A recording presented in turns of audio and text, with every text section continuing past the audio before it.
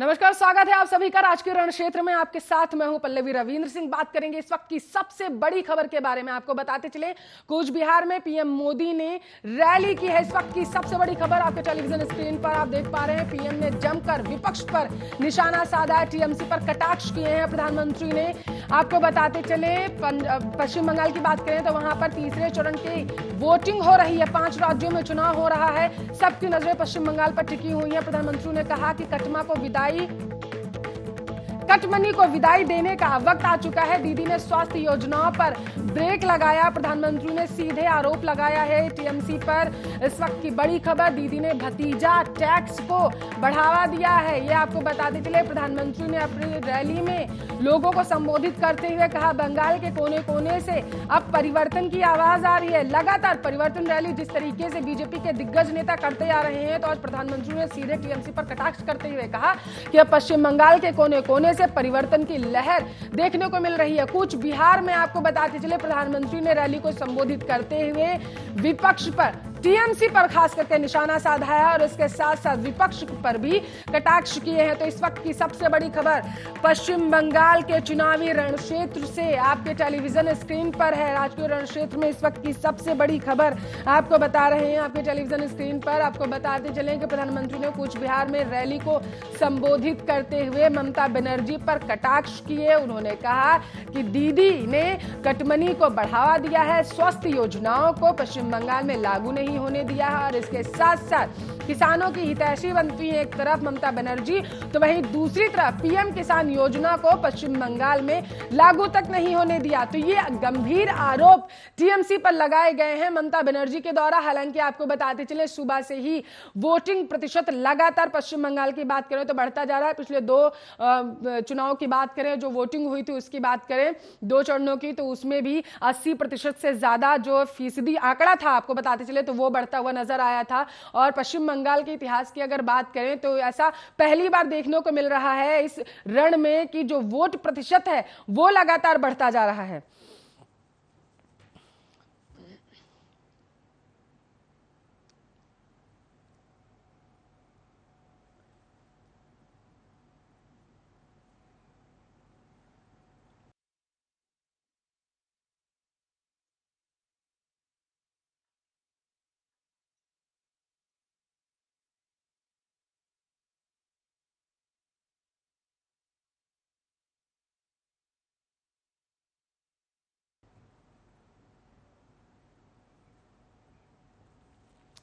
तो बताते चले कि लगातार प्रधानमंत्री ने कूच बिहार में रैली में टीएमसी पर तंज कसे। इस मुद्दे पर ज्यादा चर्चा करने के लिए टीएमसी के प्रवक्ता संजय चक्रवर्ती हमारे साथ लाइव जुड़ चुके हैं।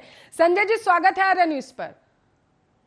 क्या कहेंगे, तीसरे चरण के अभी मतदान हो रहे हैं पश्चिम बंगाल में, क्या उम्मीदें?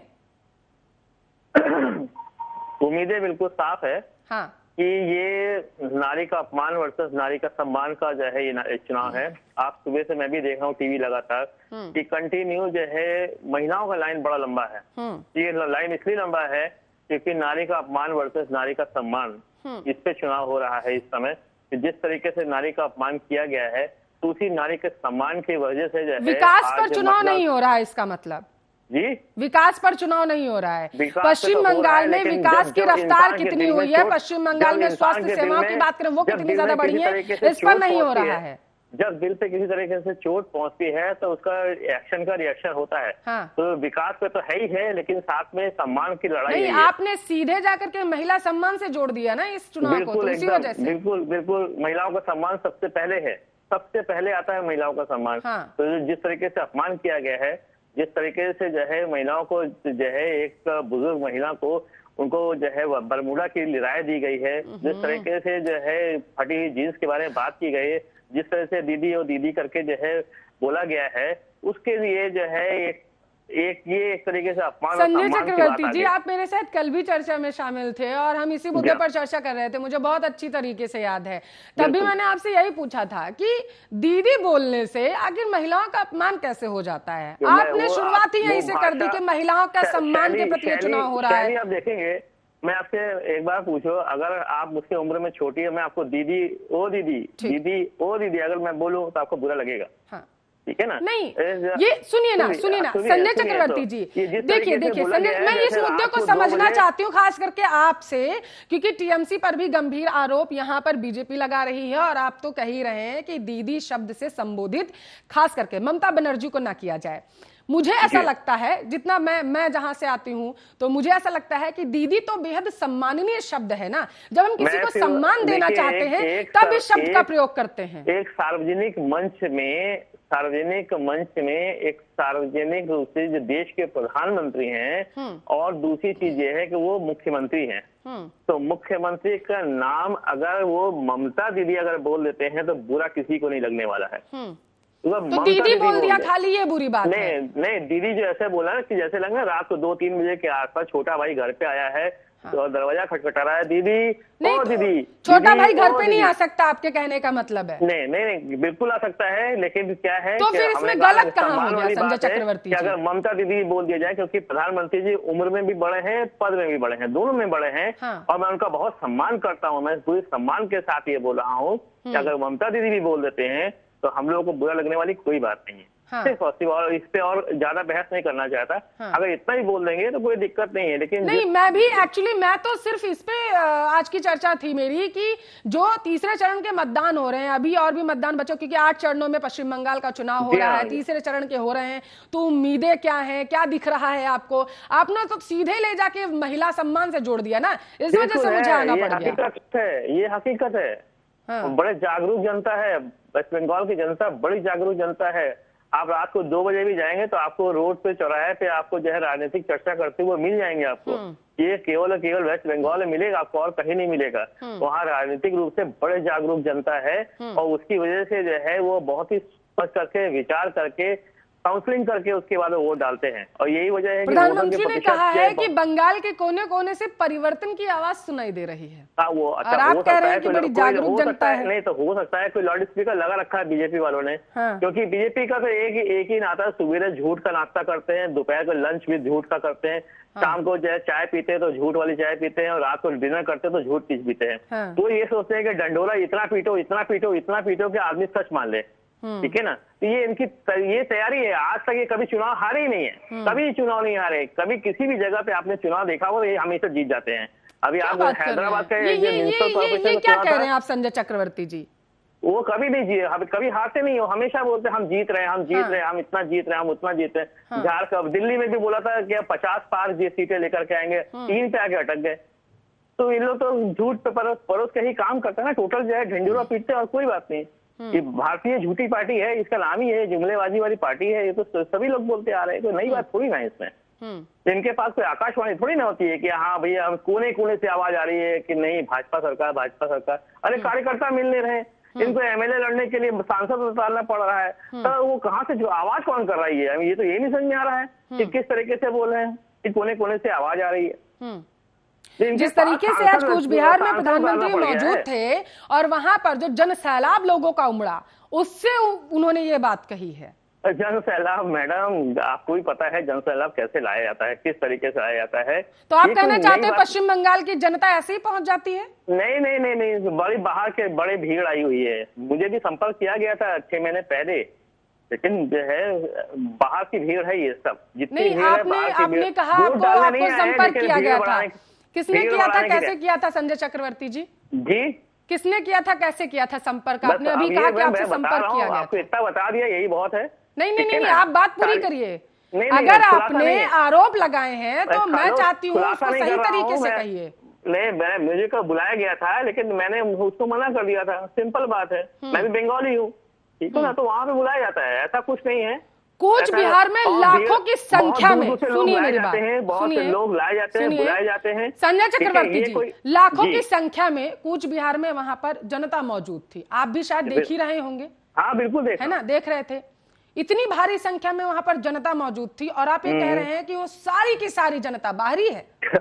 वो मैं बाहरी और लोकल की जो होता है ना, जिस तरीके से भीड़ कैसे लाई जाती है, ये राजनीतिक दलों को अच्छी तरह से पता है कि जहाँ पे केंद्र की सरकार हो। आप मुझे ये बताइए, आपने कह दिया बाहर से लाई गई है, कौन सी ऐसी बस और कौन सी ट्रेनें चली हैं जिससे बाहर से जनता जो है लाखों की संख्या में पश्चिम बंगाल पहुंच गई जाकर के? अभी थोड़ी देर पहले मैं टीवी डिबेट कर रहा था, तो वो टीवी डिबेट में कोरोना का अपडेट कर रहे थे, इस राज्य में इस राज्य में इस राज्य, लेकिन जो 5 राज्यों में चुनाव हो रहा है उसका अपडेट नहीं किया। मैंने पूछा भी उनसे। आप मुद्दे से भटका रहे हैं संजय चक्रवर्ती जी। मेरे सवाल का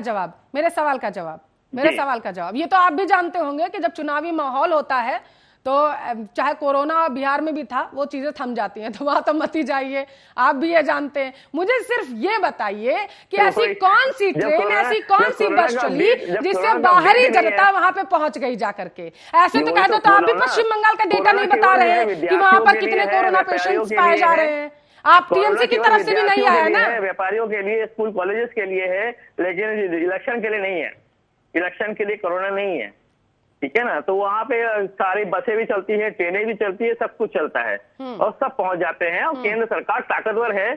और तो आप राज्य में 10 साल से बैठे हुए हैं, इसका मतलब तो आप निहत्थे बैठे हुए हैं। आप केंद्र सरकार को ये बता रहे कि केंद्र सरकार ताकतवर है, नहीं हवा में पहुंचा देगी वो बसें से लोगों को? कैसी बात कर रहे हैं संजय चक्रवर्ती जी? सब पैदल चलने वाले हैं हमारे पास। मुझे ये बताइए, आप मुझे संजय चक्रवर्ती जी ये बताइए, कौन सी बस, कौन सी ट्रेन ऐसी चली? अगर इतना गंभीर आरोप आपने बीजेपी पर लगा दिया कि वो लाखों की संख्या में जो रैलियों में लोग इकट्ठा हो रहे पश्चिम बंगाल में वो बाहर से ला रही है, तो कहां से लेके गए वो आखिर पश्चिम बंगाल में? आप मुझे ये बताइए। रैली के पंडाल के बाहर आप जाकर के देखेंगे तो बसें आपको बहुत सारे मिल जाएंगे। और हमारे यहाँ देखिए, हम लोग बड़ी गरीब पार्टी है और हमारे यहाँ पे संजय चक्रवर्ती जी अभी तक कोई भी रथ यात्रा करते देखा? संजय चक्रवर्ती जी कहाँ पे वो बसें खड़ी हैं जहाँ से बाहर के लोगों को लाया गया? आप देखेंगे, आपको दिख जाएगा। नहीं, मुझे नहीं दिख रहा। आप बताइए, आप पश्चिम बंगाल में है ना, 10 साल से आप बैठे हुए, आप बताइए। जी हाँ, मैंने कहा ना कि हम लोग ने देखा हुआ है, बहुत सारी जगह देखी हुई है। आप एक बार जरूर जो है पंडाल के आसपास 1 किलोमीटर की रेंज में। हरीश श्रीवास्तव जी, बेहद गंभीर आरोप आप लोगों में। आप लोग बाहर से लाखों की संख्या में जनता को लेके जा रहे हैं रैलियों में। आज जो प्रधानमंत्री की रैली कूच बिहार में हुई थी, वहां पर भी बाहर से लोग गए थे संजय चक्रवर्ती जी के मुताबिक। देखिए संजय चक्रवर्ती जी अभी कह रहे थे ना पंजाब की, पश्चिम बंगाल की आवाज नहीं आ रही है। पश्चिम बंगाल की जनता बहुत जागरूक है। चेक करिए, उन्हें आवाज नहीं जा रही है संजय चक्रवर्ती जी को, हरीश जी की। जी हरीश जी, बात पूरी करिए आप। संजय चक्रवर्ती जी अभी कह रहे थे कि पश्चिम बंगाल की जनता राजनीतिक जागरूक है और दो बजे रात तक दोबारा कांटेक्ट कर लीजिए संजय जी। चाय की दुकान पे राजनीतिक चर्चा करते हुए मिल जाती है। यही जागरूकता है जिसके कारण पश्चिम बंगाल की सम्मानित जनता ममता दीदी के कुशासन को उखाड़ फेंकना चाहती है।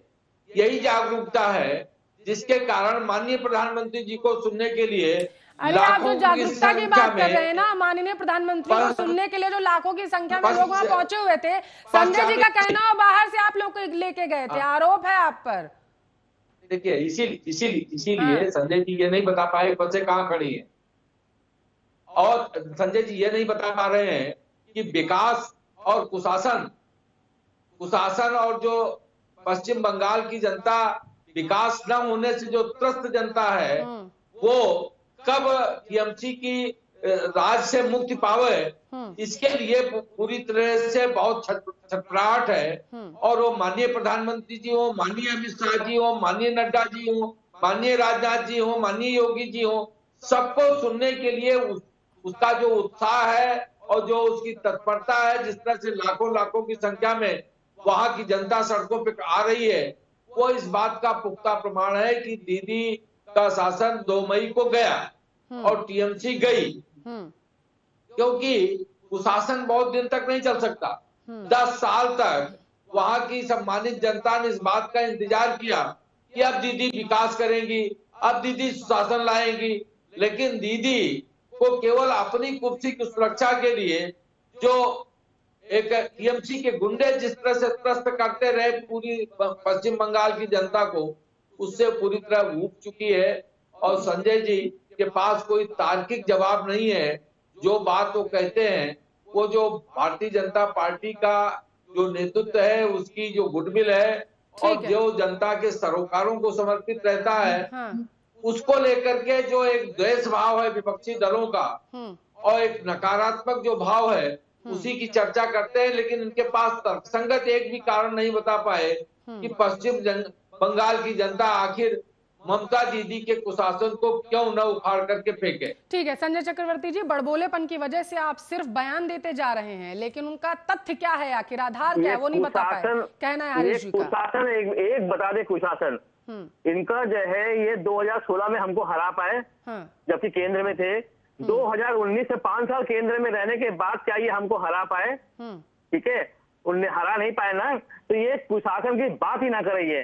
कुशासन की अगर बात करनी है तो 7 साल में केंद्र में रहने के बावजूद इन्होंने क्या शासन किया है, क्या भलाई की है, आज ये 5 अच्छे गुण जो है ये वेस्ट बंगाल के लिए बता नहीं पाते हैं। अभी बोल रहे थे कि मैं सुन रहा था प्रधानमंत्री जी को कि किसानों का किसान निधि रोक रखा है। किसने रोका है?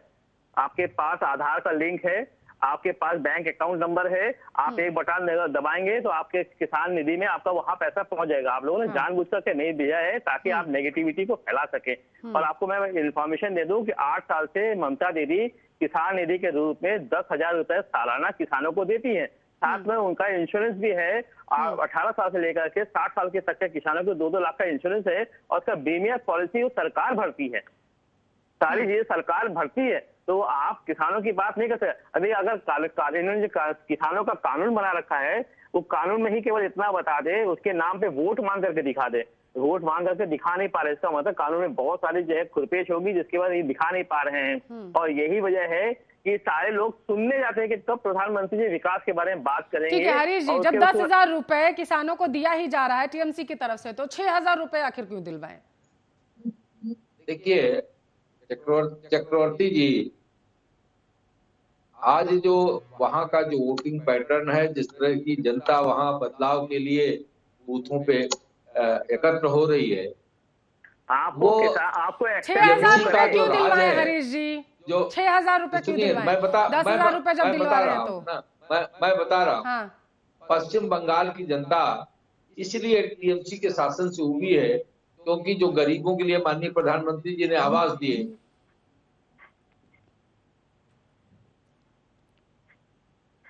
हरीश जी से दोबारा कांटेक्ट कर लीजिए, उनकी आवाज चली गई है। हेलो आवाज पहुंच रही है आप तक हरीश जी? मैं आपकी आवाज आ रही है। ठीक है, जवाब दीजिए आप। 6,000 और 10,000 का थोड़ा सा जवाब दे दीजिए, आवाज में बाद में चले जाएंगे। वो उनके पास इस बात का जवाब नहीं था कि आखिर जो माननीय प्रधानमंत्री जी किसानों की खुशहाली के लिए, उनकी बेहतरी के लिए जो किसान सम्मान निधि दे रहे हैं, आखिर उसका डिस्बर्समेंट पश्चिम बंगाल किसानों को क्यों नहीं हो रहा है? तो एक अब उसका जवाब नहीं है, तो इस तरह की बात कहने लगे आप 10,000 दे रही ममता दीदी। अरे ममता दीदी का अगर एक पैसा किसानों के पास पहुंच रहा होता, इसमें कोई तथ्य होता, कोई वास्तविकता होती, 2022 तक तो किसान की आय क्या पहले यही बता दीजिए। तो टीएमसी पहले यही बता दीजिए किसान की आय क्या थी, 2014 में आय क्या थी, तो उसको क्या करेंगे आप लोग? अब तो हरीश जी मेरा सवाल आपसे ये है कि जब 10 आप आरोप लगाते रहते हैं, और प्रधानमंत्री ने भी आज कूच बिहार में बोला कि पीएम किसान निधि के तहत जो पैसा 6,000 रुपए सालाना किसानों को दिया जाता है और ममता बनर्जी ने किसानों तक पहुंचने नहीं दिया, ये बेहद गंभीर आरोप है कि केंद्र को योजना जो है राज्य सरकार में वो लागू ही नहीं होने दी जा रही है, बेहद गंभीर आरोप है। आप मुझे सिर्फ ये जवाब दीजिए, जब 10,000 रुपए, अगर मैं संजय चक्रवर्ती जी की बात मानूं, किसानों को दिया जा रहा है, तो 6,000 रुपए अब राज्य सरकार की योजना है। ठीक है, तो 6,000 रुपए क्यों? मैं उसी बात का मैंने आपको जवाब दिया कि ये जो संजय चक्रवर्ती जी जो बात कह रहे हैं, क्योंकि इनके पास इस बात का कोई जवाब नहीं है कि प्रधानमंत्री जी जो किसान सम्मान निधि दे रहे हैं, टीएमसी सरकार किसानों तक उसको क्यों नहीं पहुंचाई? अरे आप मुझे ये बताइए कि जब 10,000 रुपए, 10,000 ज्यादा हुए या 6,000 ज्यादा हुए हरीश जी? जब 10,000 रुपए राज्य सरकारों की तरफ से किसानों की योजनाओं के लिए, किसानों के लिए दी जा रही है, ममता बनर्जी ने आपसे क्या कहा था? ममता बनर्जी ने कहा था कि जब हम किसानों को 10,000 रुपए दे रहे हैं, सुनिए हरीश जी, ममता बनर्जी ने कहा था जब 10,000 रुपए हम किसानों को दे रहे हैं तो 6,000 रुपए हम भीख के तौर पर क्यों ले, जब उससे ज्यादा हम दे रहे हैं? तो आप मुझे इसका जवाब दीजिए ना। संजय चक्रवर्ती को 1 मिनट के लिए छोड़ दीजिए। ममता दीदी और संजय चक्रवर्ती झूठ बोल रहे हैं। ठीक है, सच आप बताइए। उनके पास इसका कोई तार्किक जवाब नहीं है। आप तार्किक जवाब दीजिए ना, आप तार्किक जवाब दीजिए। मैं बता दो रहा हूँ, जवाब हो गए, मैंने बताया डायलॉग बोल रहे हैं, कोई थोड़ी ना जवाब नहीं था, तब ये बात कहने लगे कि 10,000 रुपया वो दे रहे हैं। वास्तविकता यह है कि वहाँ के किसानों को कुछ नहीं मिल रहा है। वहाँ की जो विकास की स्थिति है, जो सड़कें हैं, 73 लाख किसानों के पास पैसा जा रहा, 73 लाख किसानों के पास। पहले पता करिएगा, पहले अपडेट करिए, नॉलेज लीजिए, उसके बाद बहस करिएगा। में बिल्कुल नहीं लागू हो पाई। वही कारण है कि पश्चिम बंगाल की जनता आज इनके कुशासन को उखाड़ फेंकने के लिए कृत संकल्प हो गई है। अभी 2 साल पहले आपको उखाड़ फेंका था, आप फिर हम लोग से बात करो उखाड़ फेंकेंगे, आप कहाँ से उखाड़ फेंकेंगे? अरे ठीक है, संजय चक्रवर्ती जी, नंदीग्राम जीतना चाहते हैं पश्चिम बंगाल। संजय चक्रवर्ती जी, ठीक है हरी जी, संजय चक्रवर्ती जी, नंदीग्राम जीतना चाहते हैं पश्चिम बंगाल। 2021 में हम लोग करीब 200 से 225 सीट लाएंगे, लेकिन 2024 में हम केंद्र सरकार को उखाड़ फेंकेंगे। हाँ, अरे केंद्र तक अभी 2024 बड़ी दूर है, पश्चिम बिल्कुल दूर नहीं है, दूर नहीं, पूरी प्लानिंग है। अरे बहुत दूर है, बहुत दूर है। आप मुझे ये बताइए, नंदीग्राम जीतना चाहते हैं या पश्चिम बंगाल? कि अगर तिवारा जिस तरीके से संजय चक्रवर्ती ये जीत गई तो ये प्रधानमंत्री की दावेदार बन जाएंगी। ठीक है, जिस तरीके, सुनिए पहले, जिस तरीके से ममता बनर्जी नंदीग्राम में सक्रिय नजर आ रही है, और जगह की बात करें, ठीक है, रैलियों की बात करें, तो बीजेपी के जितने दिग्गज नेता, स्टार प्रचारकों की श्रेणी में जितने भी नेताओं का नाम सामने आया, हर जगह पे जाकर के दूसरे क्षेत्रों में जाकर के प्रचार प्रसार को बढ़ावा दे रहे हैं। लेकिन अगर ममता बनर्जी की बात, खास करके टीएमसी की बात करें, नंदीग्राम को सिर्फ और सिर्फ उन्होंने टारगेट कर रखा है कि नंदीग्राम जीतना है। मेरा सवाल आपसे है कि नंदीग्राम सिर्फ जीतना है या फिर पश्चिम बंगाल के रण को जीतने का भी है इंतजाम? कुछ नंदीग्राम का तो मैसेज जाता चारों तरफ। हाँ, मेन जहां हमारे मुख्यमंत्री जी खड़ी हुई हैं, वहीं से तो मैसेज पूरा जाएगा ना, पूरे प्रदेश में ये मैसेज जाएगा, प्रदेश में नहीं पूरे देश में जाएगा। तो भवानीपुर से मैसेज नहीं जाता? बिल्कुल जाता है, बिल्कुल जाता है। वो उनका नहीं, आपने अगर कहा कि नंदीग्राम से मैसेज जाता है पश्चिम बंगाल में, तो भवानीपुर से मैसेज नहीं जाता? मोदी जी मुख्यमंत्री से प्रधानमंत्री बने हैं, अब उनको यही डर सता रहा है कि कहीं ममता दीदी 3rd टाइम जीत करके प्रधानमंत्री की उम्मीदवार न बन जाए। मेन डर यही है। अरे प्रधानमंत्री चुनाव अभी दूर है, अभी लोकसभा का चुनाव बहुत दूर है। सबसे मेन अभी विधानसभा में रहे ज्यादा बेहतर है। जिस तरीके से आज तीसरे चरण की वोटिंग हो रही है और पश्चिम बंगाल के रण को जीतना, ऐसा प्रतीत हो रहा है कि नंदीग्राम को जीत लिया तो पश्चिम बंगाल के रण को जीत लिया जाकर के। इसीलिए मैंने आपसे पूछा। अगर मैं आपकी बात मानूं संजय चक्रवर्ती जी, आपने कहा कि नंदीग्राम से पूरे पश्चिम बंगाल में मैसेज जा रहा है क्योंकि वहां से ममता बनर्जी उतरी हैं, तो ये आप कहना चाहते हैं कि अगर भवानीपुर से ममता बनर्जी दोबारा से चुनाव लड़ती तो वहां से मैसेज पश्चिम बंगाल पूरे में नहीं जाता? 101% जा रहा है। जहां मुख्यमंत्री जी लड़ेंगे वहीं से मैसेज जाता है। वो किसी भी सीट से लड़ती वहां से मैसेज जाएगा। नंदीग्राम कोई खास वजह नहीं है, हमारी नेता जहां से लड़ेंगी वहां से मैसेज जाएगा। ठीक है संजय चक्रवर्ती जी, हॉट सीट आखिर नंदीग्राम क्यों बनी हुई है, बेहद महत्वपूर्ण सवाल है।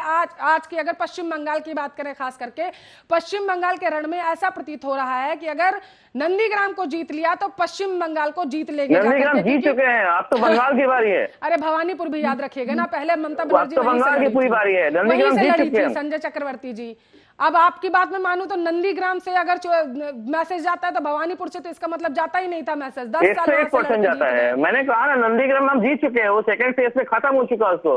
अब 3rd फेज, अब आगे चल के जो हमारे 6 फेज बाकी है, अब उनपे हम लोग बात करें तो वो ज्यादा बेहतर। नंदीग्राम को तो खत्म हो चुका है किस्सा, वो 1 तारीख को ही खत्म हो गया। हाँ, अच्छा, तो नंदीग्राम जीतना जरूरी है, इसका मतलब जीत चुके हैं हम लोग, नहीं ऑलरेडी जीत चुके हैं। कहाँ अभी, कहाँ इतनी जल्दी? अब अगर आप, मैं मानू हरीश जी, आप टीएमसी कह रही है कि सुहाने सपने आप लोग देखते हैं, लेकिन नंदीग्राम जीत चुके वो तो कह रहे हैं।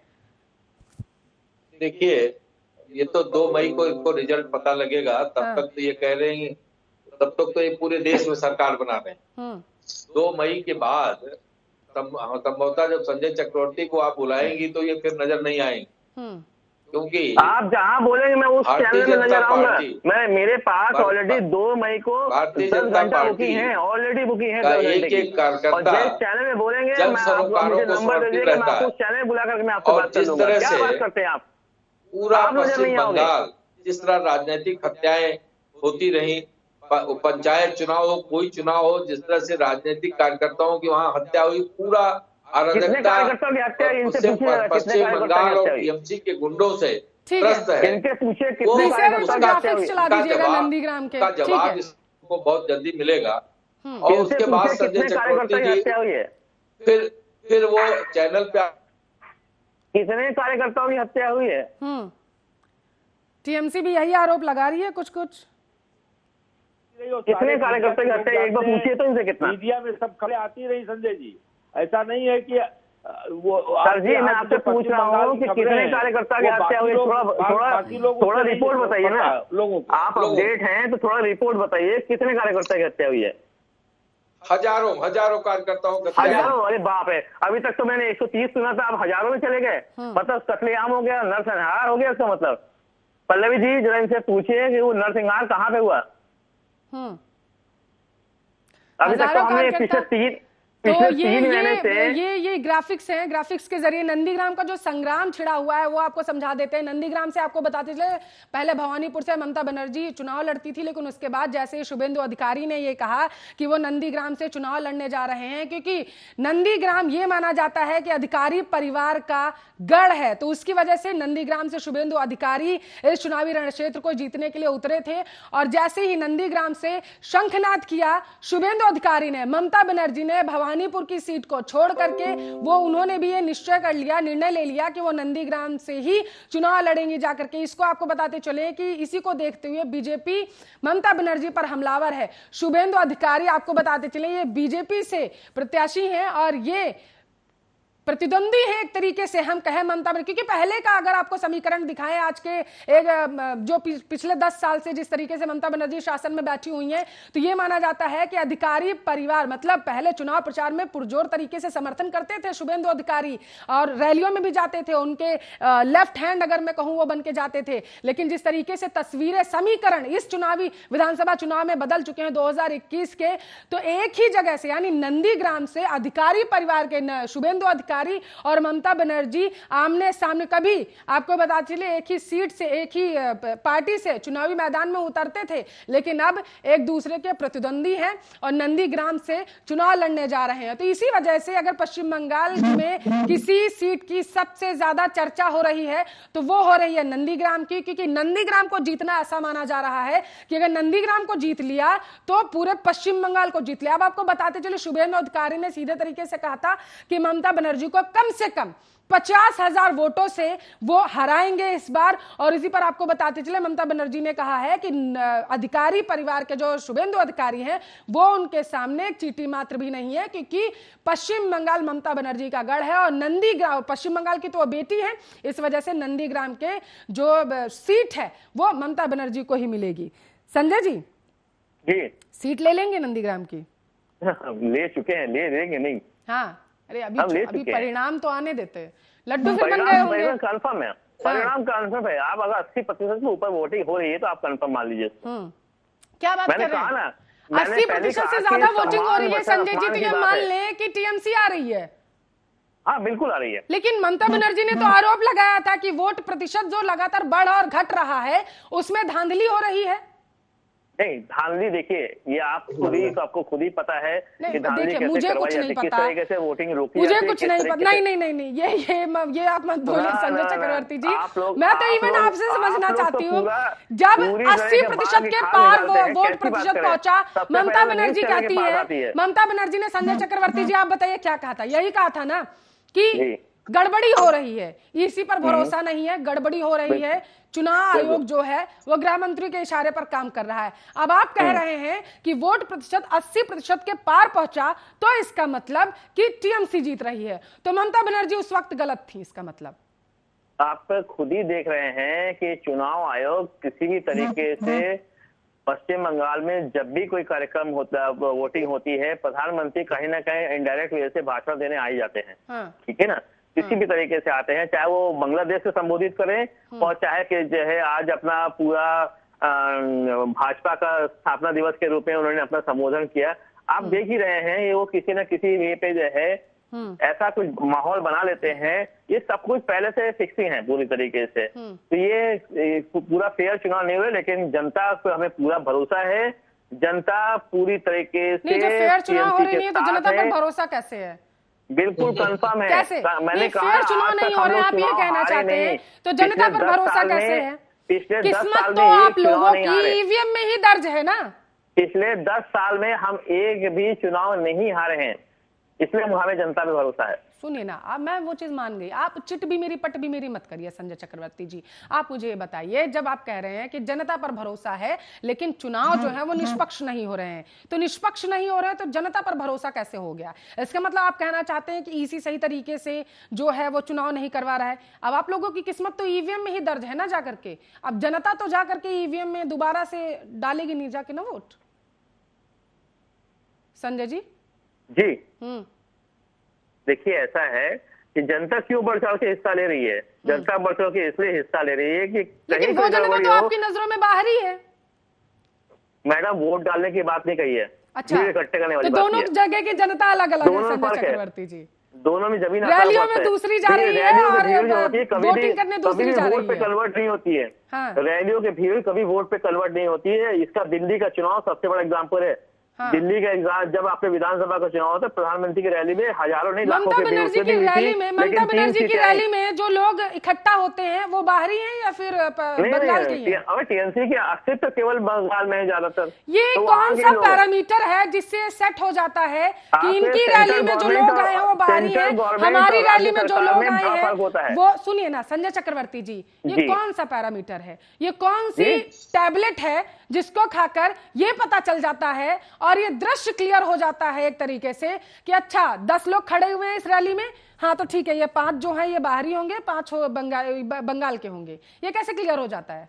हम लोग हेलीकॉप्टर वाले नेता नहीं है ना, हम लोग बड़ा जमीनी नेता हैं। हमारे यहाँ पे आप जितने भी देख रहे होंगे, किसी ने जो है ना हेलीकॉप्टर की यात्रा कर रहे हैं, ना जो है वो रथ, बड़ी बड़ी रथें, करोड़ों की रथें बनवा रहे हैं। सारे के सारे लोग जो है वो पैदल मार्च करते हैं। जवाब लूंगी आकर के कि ममता बनर्जी का जब पैर में फ्रैक्चर हुआ था वहां पर जनता बाहरी थी या फिर वहां जो घर घर जाता है हरीश जी इंसान को पहचाता है। ठीक है, तीसरे चरण से क्या उम्मीदें हैं? तीसरे चरण में हमारी नहीं, हरीश जी से पूछ लेते हैं, आपके पास आएंगे, आप उसी का जवाब दीजिएगा। ममता बनर्जी की रैली में कौन आया था? हरीश जी, तीसरे चरण से क्या उम्मीद है? देखिए, वो जो संजय चक्रवर्ती जी जो बात कह रहे हैं, जो कंट्राडिक्टरी बात कह रहे हैं कि ममता दीदी कह रहे हैं कि ज्यादा वोटिंग हो रही है और वोट में गड़बड़ी हो रही है, और ये कह रहे हैं कि साहब ज्यादा वोटिंग हो रही तो टीएमसी का ही झंडा बुलंद हो रहा। तो ये दोनों कंट्राडिक्टरी इसलिए बातें हैं कि इनके पास कोई जवाब ही नहीं। जनता का नब्ज है, ये भी जानते होंगे कि जनता जिस तरह से वहां के बदलाव के लिए उत्सुक है, और जो भारतीय जनता पार्टी का 200 प्लस का जो नारा है, अब की पश्चिम बंगाल की जनता 200 प्लस सीटें भारतीय जनता पार्टी को पश्चिम बंगाल में देने वाली। ठीक है, जैसे दिल्ली में नारा था 60 प्लस 60 प्लस, देखिए जैसे दिल्ली में नारा था 60 प्लस, जैसे झारखंड में नारा था, जैसे राजस्थान में नारा था, जो 14 में कहते थे नारा था, जनता ने भरपूर साथ दिया। जो 19 में कहा, जनता ने भरपूर साथ दिया। और जनता को मोदी जी के और भारतीय जनता पार्टी के काम पे भरोसा है, इसलिए भारत की जनता, पश्चिम बंगाल की जनता भारतीय जनता पार्टी नेतृत्व के साथ खड़ी है। ठीक है संजय चक्रवर्ती जी, ठीक है संजय चक्रवर्ती जी, आप नहीं, आप उसी का जवाब दीजिए। मुझे लगा आप सोच लेंगे ना, तब इसी वजह से आप मुझे एक वजह बता दीजिए कि 6 महीने पहले 2019 में 6 महीने पहले दिल्ली के 7 सीटें जीती और 6 महीने बाद 70 में से 3 सीट जीती। क्या वजह थी? प्रधानमंत्री वहां पे भी जो है भाषण देने के लिए गए थे, लाखों की वहां पे भी बंगाल की बात करिए संजय जी। और क्या एकदम से 6 महीने में आप पश्चिम बंगाल की बात करिए, क्या 70 में से 3 सीट जीत पाए? ठीक है संजय जी, संजय जी देखिए आखिरी सवाल मैं आपसे ले रही हूँ संजय जी, संजय चक्रवर्ती जी आखिरी सवाल आपसे ले रही हूँ। बोलिए। ममता बनर्जी का जब पैर फ्रैक्चर हुआ था वहां पर कौन सी जनता थी, बाहरी या फिर बंगाल की? हेलो, हाँ आवाज नहीं आ रही होगी। नहीं तब ठीक है, हाँ जवाब दीजिए। ममता बनर्जी का जब पैर फ्रैक्चर हुआ था, बाहर की जनता थी या फिर बंगाल की थी? ये तो रात में पता जो है, जब फ्रैक्चर हुआ इसके बारे में ये चुनाव आयोग से बात करिएगा। क्योंकि जो है पूरी तरीके से नहीं, आप जनता की बात बताइए संजय चक्रवर्ती जी, आप जनता की बात बताइए। आप लोगों ने पैरामीटर सेट कर रखा है ना, पहचान बहुत तगड़ी हो जाती है आप लोगों को कि ये 10 लोग टीएमसी के हैं, ये 10 लोग जो रैली में पहुंचे हुए हैं, ये जो हैं ये बाहरी हैं और ये बंगाल के हैं। मुझे ये बताइए, ममता बनर्जी का जब पैर फ्रैक्चर हुआ था, उस रैली में जो लोग आए हुए थे भारी संख्या में, लाखों की संख्या में वहां पर जनता पहुंची थी, वो भी क्या बाहरी थी? हम फिर मैंने आपसे अभी नहीं, बोला हाँ या ना? कि हम लोग चुनाव में अभी ये मत कहिएगा, इसी से मैं पूछू जाके जवाब नहीं दे पाएंगे। हाँ। हमें पूरी बात को डिफाइन करनी पड़ेगी। हाँ। हमारे यहाँ पे जितनी भी, हमने कहा ना कि हम वेस्ट बंगाल, हमारा फोकस है, हमारी सरकार वेस्ट बंगाल में ही है, पूरे देश में नहीं है। तो हमारे जो पैदल हमारे नेता घूमते हैं और वही लोग से वहां पे थे। हाँ, निश्चित रूप से कुछ ऐसे लोग होते हैं कि भीड़ के अंदर कुछ बाहरी लोग भी घुस जाते हैं, असामाजिक तत्व घुस आते हैं, तो उसको डिफाइन नहीं किया जा सकता। नहीं किया जा सकता। मानते हैं ना कि कुछ लोग आ जाते हैं असामाजिक तत्व, बिल्कुल कुछ लोग आते रैली को भड़काने के लिए। राजीव गांधी जी की हत्या तो ये कुछ लोग हर रैलियों में जाते होंगे संजय चक्रवर्ती जी? बिल्कुल जाते हैं। आप राजीव गांधी जी की हत्या कैसे हुई थी? हाँ। वो कांग्रेस के कार्यकर्ता तो थी नहीं। हाँ। नलिनी वगैरह जो है जिन्होंने राजीव गांधी जी की हत्या की थी, तो कार्यकर्ता नहीं थी। लाखों के भीड़ में कोई घुस गया तो आपको कैसे उसको डिफाइन कर पाएंगे? हाँ ठीक है, 10 साल से बैठे हुए हैं, कम से कम अपनों परायों की पहचान तो हो ही जाती है। बहुत बहुत शुक्रिया। टीएमसी के नेता संजय चक्रवर्ती जी जुड़े हुए थे हमारे साथ इस मुद्दे पर चर्चा करने के लिए। हरीश श्रीवास्तव लगातार जुड़े हुए हैं। हरीश जी, तीसरे चरण के मतदान तो हो ही चुके हैं, इसमें कोई दो राय नहीं है, लेकिन आगे अभी जो चरण बाकी हैं उससे क्या उम्मीदें लगाई जा रही हैं? क्योंकि पश्चिम बंगाल का जो चुनाव है 8 चरणों में इस बार है। देखिए, पश्चिम बंगाल में 3/4 सीटें भारतीय जनता पार्टी को मिलने वाली हैं। और ये जो पब्लिसिटी गिमिक था ममता दीदी का, पब्लिसिटी गिमिक पूरी तरह फेल हो गया। आज उसका जवाब नहीं कि आखिर वो पैर जो इनके कार्यकर्ताओं ने कुचला वो कौन थे, आज बता रहे अराजक तत्व थे। आप उसी से अगर मुख्यमंत्री के इर्द गिर्द अराजक तत्व घूम रहे हैं तो आप टीएमसी राज की अपने पश्चिम बंगाल में क्या है, तो ये इसी का जवाब पश्चिम बंगाल ठीक है। संजय चक्रवर्ती जी को कहीं जाना है, उन्हें हटा दीजिए। पीसीआर संजय चक्रवर्ती जी, बहुत बहुत शुक्रिया, बहुत बहुत शुक्रिया आपका इस मुद्दे पर चर्चा करने के लिए। हरीश जी लगातार बने हुए हैं। हरीश जी, हाँ आप जवाब दे रहे थे, बताइए।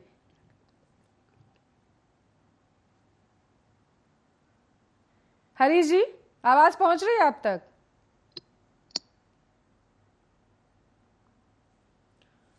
हरीश जी तक आवाज पहुंच रही हो तो बताइएगा एक बार पीसीआर, ठीक है? तो आपको बताते चले कि लगातार पश्चिम बंगाल के रण से पल पल की अपडेट आर्या न्यूज के जरिए आप सुन पा रहे हैं। पीएम ने जमकर टीएमसी पर निशाना साधा था। उन्होंने सीधे तौर पर कहा कि जिस तरीके से जो ममता बनर्जी है वो कटमनी जो है उसको कहीं ना कहीं पश्चिम बंगाल में बढ़ावा देती है, और इस बार पश्चिम बंगाल के कोने कोने से परिवर्तन की जो लहर है वो दौड़ पड़ी है, और पश्चिम बंगाल की जनता जो है वो परिवर्तन देखना चाहती है, खास करके पश्चिम बंगाल में। इसके साथ साथ आपको बताते चले, काफी गंभीर आरोप प्रधानमंत्री ने ममता बनर्जी पर लगाया। उन्होंने कहा कि किसानों को जो पीएम किसान योजना के 6,000 रुपए दिए जाते हैं सालाना, वो उन्होंने पश्चिम बंगाल की किसानों के तक पहुंचने ही नहीं दिया, और इसके साथ साथ स्वास्थ्य योजनाओं पर भी ममता बनर्जी ने ब्रेक लगा दिया।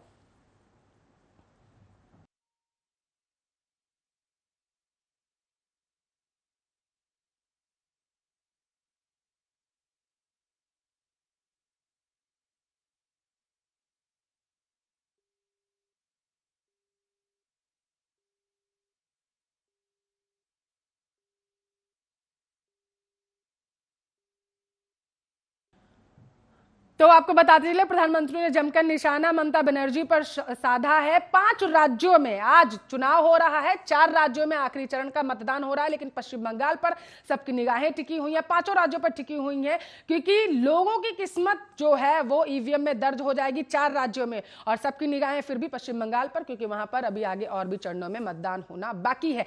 पल पल की अपडेट जानने के लिए आर्या न्यूज के साथ जुड़े रहिए। फिलहाल के लिए आप देखते रहिए आर्या न्यूज।